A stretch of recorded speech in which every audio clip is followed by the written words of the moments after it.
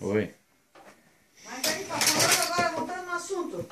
Aí pra pintar no casa lá, as duas, a pequena e a grande, daí quanto é que tu vai fazer?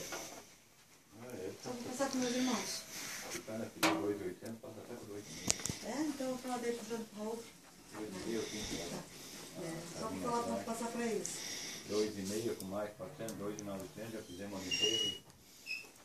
Sherry, É porque lá tem que tirar o canil, tem que tirar lá aqueles cantos lá com telhas, né? Só um lixo lá. É, tem 2 sacos de cimento lá, duro lá que ela não levou, um tanque. Mais limpa que Tem um eu. tanque bom lá, um tanque grande. Né? Aquele tanque até, cuidar para não quebrar, porque pode aproveitar aqui pra aqui. Né? O tanque inteiro, um tanque grandão, é. Né? tanque de quê? Tanque de concreto, Lavar roupa. lavar roupa. É. Bonzinho tá lá. Não, Foi do isso cara não é. aquele tanque lá.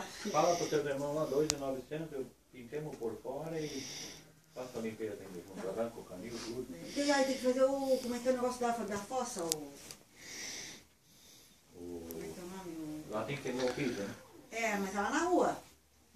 Em frente ao pet shop lá. Quebra e... Como é que é botar o... Pô, mas daí aquilo ali fica embaixo da terra, não tem certeza que não dá problema nenhum. Ele vai na terra. É o retorno. Retorno A não, bomba é aqui. o... Bomba de... Não, a válvula de... Do fogão. Tudo bom? Como é que tá?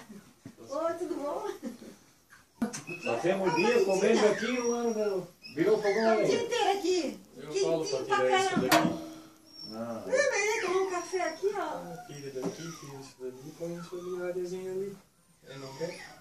não, ela vai pra dentro, nós vamos fechar aquilo ali, nós vamos botar dentro de casa. O Rubem já botou isso Meu, tá no quentinho YouTube. Tô vendendo, aqui, R$1.000. aqui, ó. Meu, não tem mais nada ali dentro. Sabe que é tocado o dia inteiro aqui?